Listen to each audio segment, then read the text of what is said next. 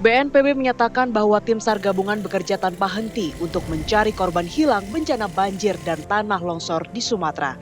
Data terakhir per hari ini, BNPB menyampaikan bahwa sebanyak 1.140 jiwa tewas dan 163 jiwa masih dinyatakan hilang. BNPB menuturkan untuk kawasan pemukiman presentase kemungkinan penemuan jasad sudah mulai mengecil. Data ini nantinya akan menjadi dasar penentuan hak-hak ahli waris korban berkaitan dengan hunian sementara atau huntara, relokasi pemukiman, dana santunan, dan bantuan lainnya.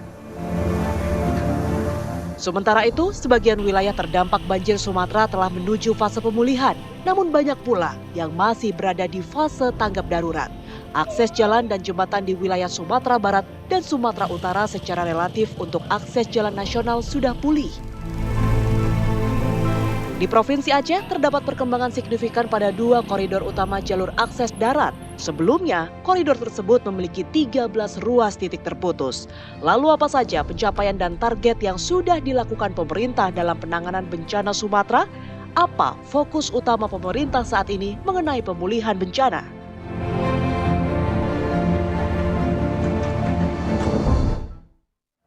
Kita akan langsung membahasnya pemirsa bersama sejumlah narasumber yang hadir di studio TV One dan juga terhubung melalui sambungan virtual Zoom. Saya ingin perkenalkan untuk Anda sudah terhubung melalui sambungan virtual Zoom ada Gubernur Sumatera Barat, Bapak Mahyildi Ansarullah. Selamat malam Pak Gubernur. Selamat malam Mbak Vena. Selain Pak Gubernur, juga kami sudah hadir bersama saya di studio ada Pak Joko Widodo, Ketua Satgas Bencana Sumatera dari BRIN. Selamat malam Pak Joko. Selamat malam Mbak Vena. Sehat Pak Joko. Terima kasih. Oke. Selain Pak Joko, kami juga sudah terhubung pemirsa melalui sambungan virtual Zoom. Ada Pak Murtala Mudin, juru bicara Posko Satgas Penanganan Bencana Banjir Longsor Aceh. Selamat malam Pak Murtala. Selamat malam. Dan kami juga sudah terhubung pemirsa bersama dengan Kapus Datin BNPB, ada Pak Abdul Muhari. Selamat malam Pak Abdul Muhari, nanti juga akan bergabung bersama kita. Tapi saya ingin awali terlebih dahulu pemirsa bersama dengan Pak Gubernur Sumatera Barat, Pak Mahyildi. Ini kami ingin tahu Pak, bagaimana kemudian kondisi terkini penanganan di Sumatera Barat saat ini? Penanganan tetap berjalan, baik untuk kepentingan masyarakat yang sekarang juga ada di pengungsian ataupun juga di Huntara yang sebagian sudah berada di sana dan kemudian juga ada yang sudah bergabung dengan sebagian anggota keluarganya dan dari suplai makanan cukup tersedia karena dukungan dari kementerian dan juga banyak pihak dan sekarang kita akan melangkah dalam rangka untuk pembangunan hunta dan insya Allah nanti malam kami akan Zoom dengan Pak Menteri Dalam Negeri untuk memastikan daerah-daerah yang sudah siap lokasinya untuk kita mulai besok insya Allah. Di Agam Sumatera Barat. Ya, termasuk di Agam, kemudian juga Padang Panjang, Tanah Datar, Kota Padang. Itu akan kita mulai untuk pembangunan hunian tetapnya, Mbak Vena. Oke, kalau perkembangan banjir susulan yang terjadi di Agam Sumatera Barat seperti apa, Pak Gubernur? Ya, memang ada beberapa daerah yang memang masih ada banjir ya. Dan kemarin beberapa hari yang lalu juga di Padang dan karena sekarang ini perbaikan sungai sudah dimulai sehingga itu sudah mulai terkoordinasi secara baik sehingga tidak melebar kecuali mungkin yang di Maninjau di Kabupaten Agam tapi dari informasi lapangan tadi itu sudah mulai dirapikan, dibersihkan dan mudah-mudahan bisa dilewati oleh kendaraan nantinya. Oke, ada nggak Pak untuk kemudian mengantisipasi adanya banjir susulan seperti yang terjadi di Agam Sumatera Barat untuk di wilayah lainnya di Sumatera Barat? Apa yang sudah disiapkan oleh pemerintah? Ya, terjadinya banjir kemungkinan masih ada karena curah hujan diberikan sampai akhir Desember ini diperkirakan juga masih tinggi. Dari BMKG juga kita perlu menjaga kewaspadaan. Dalam kondisi itulah dari kerjasama TNI, kemudian juga dari Balai Wilayah Sungai, kemudian dinas-dinas kita di provinsi dan kabupaten kota, itu mencoba mengalirkan dan membenahi sungai-sungai kita yang kemarin sedimennya itu tinggi, kemudian dari pengurukan, dan sehingga kita harapkan nanti air itu akan tersalur pada tempat yang lebih aman, sehingga tidak melebar kiri kanan. Dan ini memang pekerjaan yang berat yang akan kita lakukan untuk kedepannya, bagaimana sedimentasi daripada sungai-sungai ini betul-betul segera untuk kita rapikan, karena memang juga sekarang ini lahan pertanian kita tidak kurang daripada 20.000 hektar yang terdampak, yang juga harus segera kita pulihkan. Nah, maksud itu pemenahan sungai harus menjadi prioritas kita, baik dalam hal salurannya itu dibenahi buat sementara. Nah, tentu ini juga menjadi agenda besar kita untuk bagaimana pembangunan untuk lanjutannya. Dan kepada warga masyarakat juga sudah kita ingatkan untuk dia kewaspadaannya, karena di Agam kemarin juga terjadi gempa, dan juga sedikit banyak ini akan berpengaruh kepada daratan kita, karena juga mungkin akan ada retakan-retakan, sehingga ini juga potensi untuk longsoran-longsoran selanjutnya.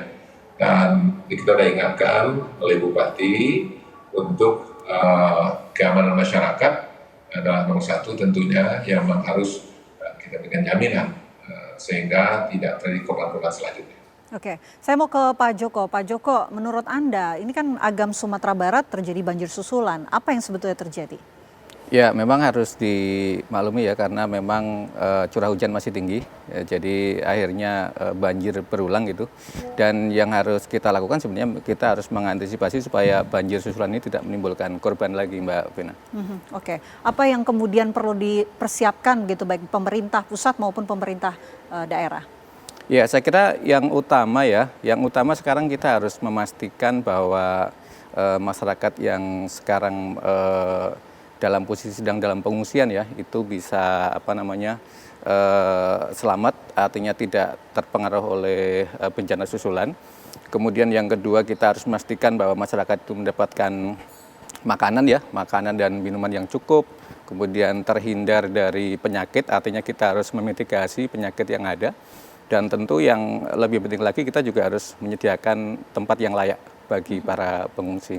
Oke, kita sudah pantau bagaimana kondisi di Sumatera Barat. Sekarang saya mau beralih untuk mendengarkan penjelasan dari Pak Murtala Mudin, juru bicara Posko Satgas Penanganan Banjir Longsor Aceh. Pak Murtala, kita tahu pemerintah ini tengah mempersiapkan hunian sementara, Huntara. Bagaimana sejauh ini persiapannya? Ya, saya kebetulan sedang di Kabupaten Tamiang, tadi juga sudah sempat melihat tentang pembangunan Huntara yang sudah sangat dikebut itu oleh BUMN di bawah Danantara. Tadi saya lihat ada progresnya hampir mencapai 50%. Tapi ada masalah juga di bawah, di sebagian daerah juga banyak yang sudah menunggu-nunggu. Kemarin terakhir kan pulang mereka membangun puing-puing sendiri. Puing-puing bangunan yang ada bekas itu mereka bangun. Jadi apakah ini Huntara ini nanti akan membuat mereka mau kembali ke Huntara? Itu masalah baru yang kemudian, karena mungkin sudah terlalu lama kan. Tapi saya lihat memang sudah dikebut. Oke, Huntara ini sedang dikebut di Aceh. Tapi kami ingin tahu begitu bagaimana persiapan ataupun proses dari Huntara sejauh ini. Apakah nanti seluruh warga yang terdampak ini akan sepenuhnya dipindahkan untuk tinggal di Huntara ini, atau sebetulnya mereka memiliki opsi lain? Nah, sebaiknya supaya mereka di Huntara, karena jaminan kesehatan mereka, jaminan hidup mereka kan jadi lebih baik.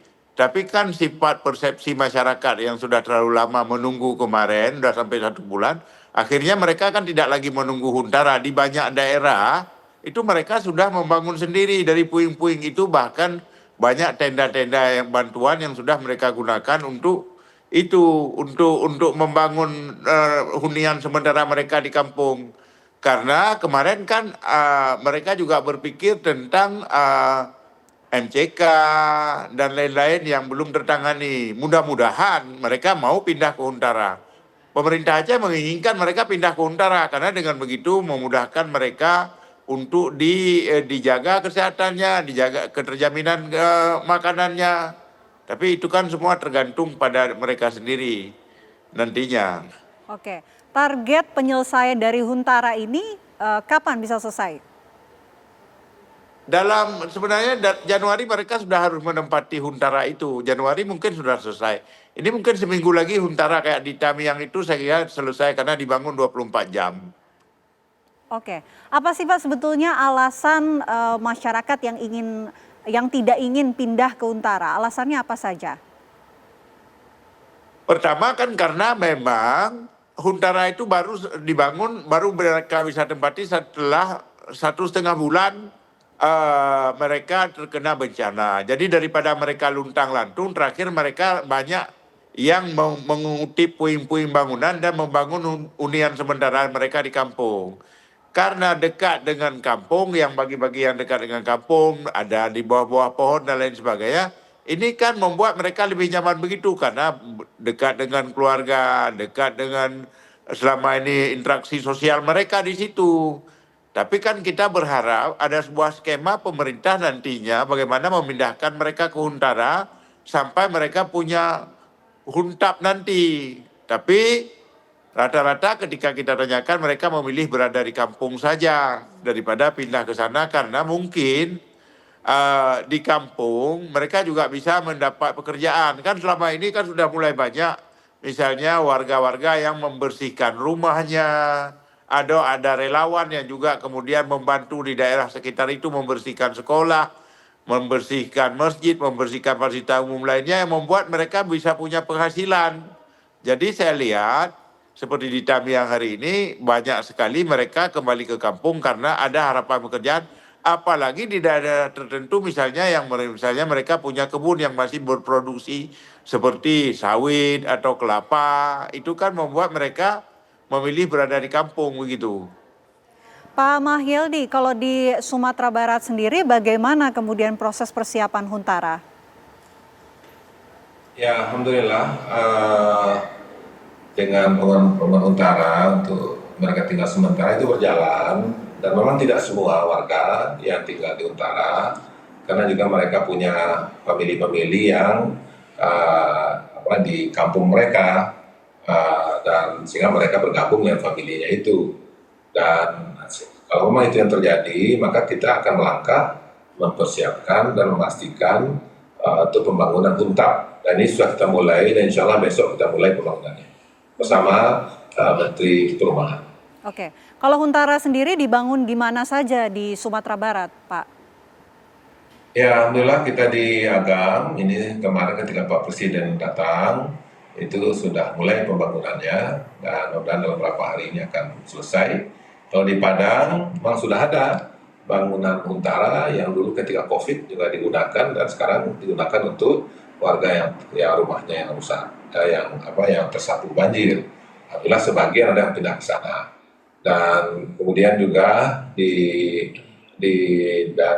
tanah datar, nah insya Allah kebetulan waktu longsor tahun 2024 yang lalu itu sudah dibangunkan sebagian dan masih ada tanah lahan, maka kita tambahkan di lahan tersebut untuk huntapnya. Jadi warga kita yang tinggal sekarang ini sementara di rumah tetangganya, familinya, nanti mereka akan tinggal di huntap yang sudah kita mulai bangun. Oke, Pak Joko, kalau kita lihat di sebagian wilayah yang terdampak bencana banjir bandang dan juga longsor ini tengah dipersiapkan Huntara. Kalau dari BRIN melihat Huntara ini seperti apa? Ya, saya kira Huntara ini sangat penting ya, karena memang ini tentu para pengungsi kalau bisa tidak perlu lama-lama di tenda. Jadi tentu kalau di rumah hunian akan lebih baik bagi mereka. Dan saya kira pemerintah juga sudah menyiapkan Huntara di banyak lokasi dan ini mudah-mudahan akan membantu ke depan. Oke, tentunya itu harapan kita semua dan kita akan lanjutkan diskusi kita. Nanti juga akan bergabung bersama kami Kapus Datin BNPB Pak Abdul Muhari. Tapi kami jeda terlebih dahulu, pemirsa Apa Kabar Indonesia Malam akan kembali untuk Anda sesaat lagi.